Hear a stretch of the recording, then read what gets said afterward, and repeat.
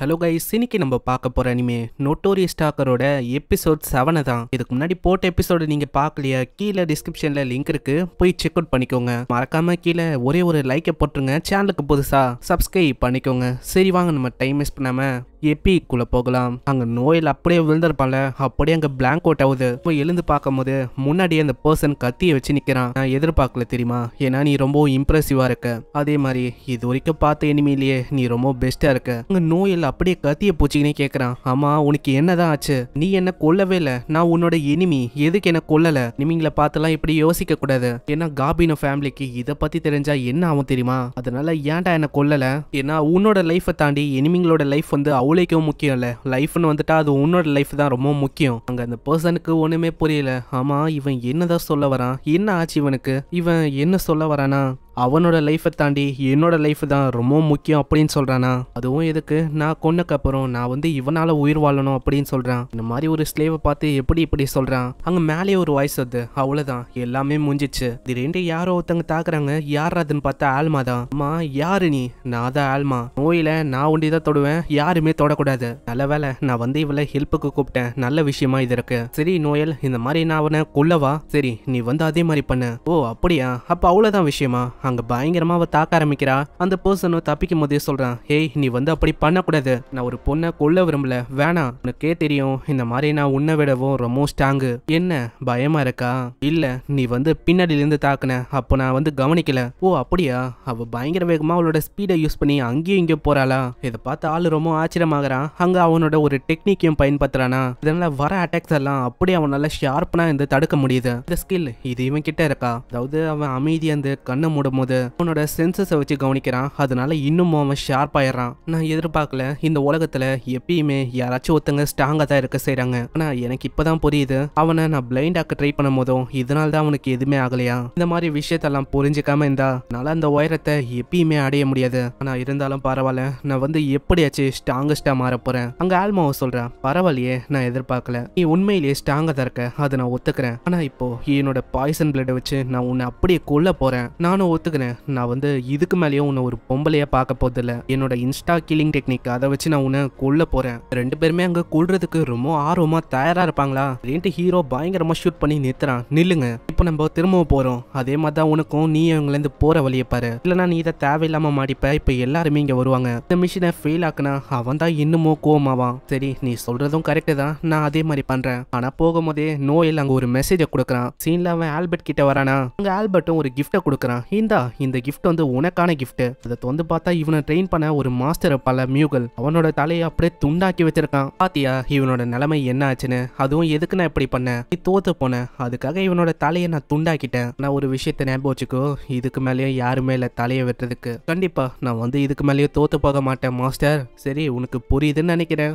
நான் வந்து இன்னொரு விஷயத்த சொல்ல மாட்டேன். நோயில் வந்து ஒரு மெசேஜ் உங்களுக்கு கொடுக்க சொன்னான். இது என்ன மெசேஜ்னா, நான் கொடுப்பேன் 1000 முறை உங்களுக்கு திரும்பவும் எல்லாத்தையும் கொடுப்பேன். அதே மாதிரி ஒரு கோழி மாதிரி உள்ள உட்காராதுடா ஆல்பர்ட், முடிஞ்சா என்ன வெளியில வந்து கொன்னு பாரு. இந்த மெசேஜ் கேட்டோன்னே அவன் ரொம்ப கடுப்பாகிறான். என்னது அப்படி அவன் சொன்னான்? இல்லைன்னா நீ போய் சொல்றியா? இல்ல அவன் வந்து அப்படியே தான் சொன்னான். சீக்கிரம் சோல்ஜர்ஸ் ரெடி பண்ணுங்க, அவனை துண்டு ஆக்காம நான் விட மாட்டேன். சீன்ல அவன் வெளியில வரும்போதே இன்னொருத்தனும் கேட்கறான், ஆமா என்ன உண்மையிலேயே நான் அவ்வளவு சொன்னானா, இல்ல மியூகலை கொன்னதுக்காக ரொம்ப கோவமாயிட்டு இப்படி சொல்லிட்டியா? இல்ல உண்மையை சொன்னா மியூகல் அவளைக்கும் நல்ல மாஸ்டர் இல்ல, அதே மாதிரி நோயில் தான் இதெல்லாம் என்கிட்ட சொல்ல சொன்னா. நோயில் ஒன்னும் சாதாரணமானவன் இல்ல, அவன் உண்மையிலேயே அவசரமானவன். நான் சண்டை போடும் போது தான் கவனிச்சேன், அவன் ஏன் அளவுக்கு ரொம்ப ஸ்ட்ராங்கு. என்னதான் அவன் ஒரு டாக்கரா இருந்தாலும் அவனை வீக்குன்னு சொல்லவே முடியாது. டாக்கர் ஒரு வீக்கான ஜாபா இருக்கலாம், ஆனா ஃபைட்டிங்னு வந்துட்டா அவன் எனக்கே டஃப் கொடுப்பான். அந்த அளவுக்கு அவன் பலசாலியா இருக்கான். அவனோட கண்ணை பார்க்கும் போதே ஒரு விஷயம் நம்மளுக்கு தெரியும், இதுக்கப்புறம் அவன் யாராலையுமே தோக்கப்படாத மனுஷனை மாற போறான் அப்படின்னு சிம்பாலிக் அதை சொல்லும். அவனோட வெற்றிலேயே அது வந்து எனக்கு நல்லாவே தெரிஞ்சது. ஓ அப்படியா?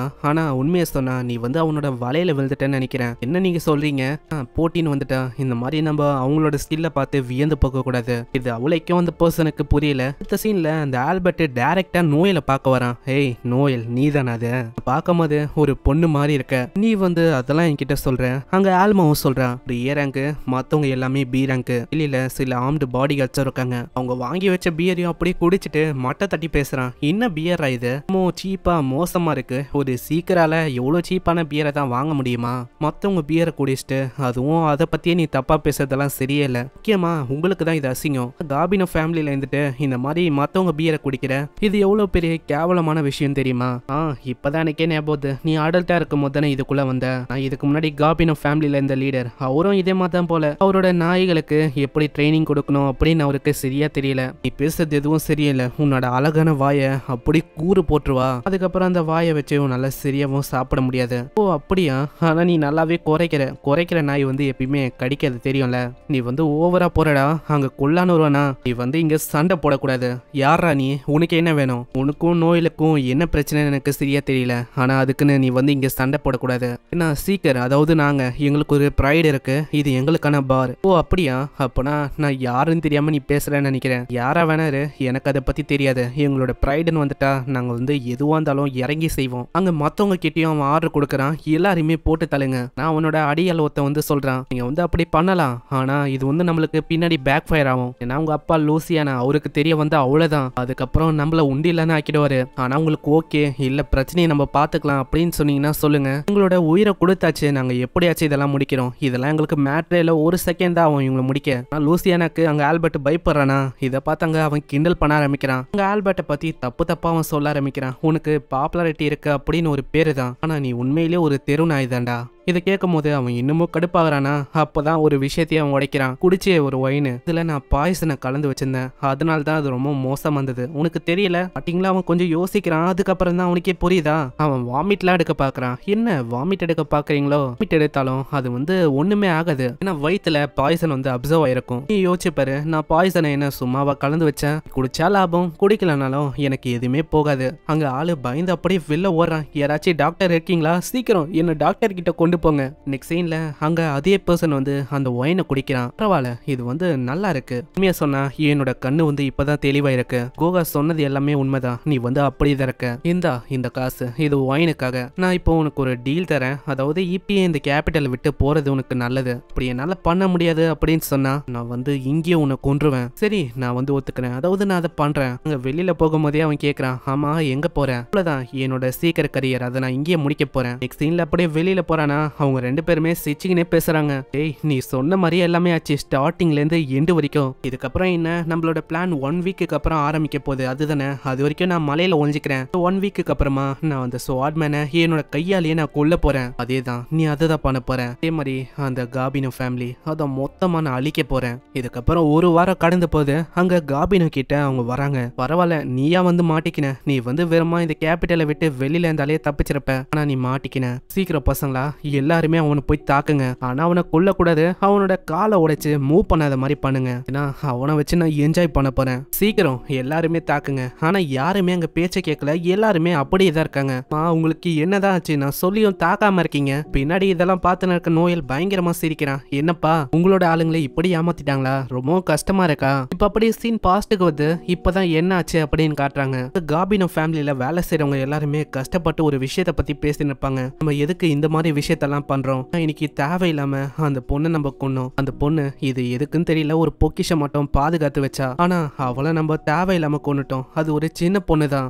எதுக்கு இந்த மாதிரி ஒரு உலகத்துக்குள்ள வந்தனா? எனக்கு இதுக்கு முன்னாடி இந்த பாஸ பிடிக்கும், அவரை ஃபாலோ பண்ணுமே அப்படின்னு சொல்லி தான் வந்தேன். ஆனா இப்போ இருக்கவன் இவன் ஒரு பைத்தியக்கார பாஸ் தான் இருக்கான். எதுவுமே சரியே இல்ல. இதை பத்தி எல்லாம் பேசின்னு இருப்பாங்களா? நோயிலும் அங்க பாப்பானா? அந்த விஷயத்த பார்க்கும் போதே புரியுது அந்த சின்ன பொண்ணு வேற யாரும் இல்ல, அதே பொண்ணு தானே. லாஸ்டும் கேக்குறான், ஆமா என்ன விஷயம்? நீ கேபிட்டலை விட்டு போலியா? ப்ராமிஸ் பண்ண மாதிரி ஒரு வாரத்துக்கு போனேன். அந்த வெக்கேஷன் ரொம்ப அருமையாவே இருந்தது. ஆனா அவன் ஒரு விஷயத்த காட்டுறான். இதை பார்த்து அவங்க எல்லாருமே ஷாக் ஆகுறாங்க. இப்போ சீன் இன்னமும் பாஸ்ட்டுக்கு போகுது. அது என்ன விஷயம் அப்படின்னு காட்டுறாங்க. அந்த மாறு விஷயம்லாம் போடுவான்ல அந்த பர்சன் கிட்ட ஏதோ ஒரு விஷயத்த நோயில் கொண்டு வர சொல்லியிருக்கான். ஏதோ ஒரு சர்டிபிகேட் மாதிரி தரான். அது ஆல்பர்ட்டோட பர்த் சர்டிபிகேட் தான். அதுல நல்லாவே போட்டிருக்கு இந்த மாதிரி ஆல்பர்ட்டுக்கும் இதுக்கு முன்னாடி இந்த ஃபார்மல் பாஸ் அவருக்கும் எந்த விதமான சம்பந்தமும் இல்லையா. நான் ஆல்பர்ட்டோட அம்மாக்கும் இந்த ஃபார்மல் பாஸுக்கும் அஃபியர் இருந்திருக்கு. ஆனா அவங்க அதுக்கு முன்னாடி கல்யாணம் பண்ணிட்டாங்க. அதனால எந்த விதமான சான்ஸும் இல்ல ஆல்பர்ட் இந்த பாஸோட மகனா இருக்கிறதுக்கு. அப்போ என்னதான் இருக்கும்? எதுக்காக தெரியுமா ஒத்துக்கினாரு? ஏன்னா அவரு அந்த பொண்ணை லவ் பண்ணாரு. இதுக்கான அடையாளமா இது இருக்கட்டும் அப்படின்னு சொல்லி ஒத்துக்கினாரு. ஓ எனக்கு புரியுது. என்னது அவ்வளவுதான் ரியாக்ஷனா?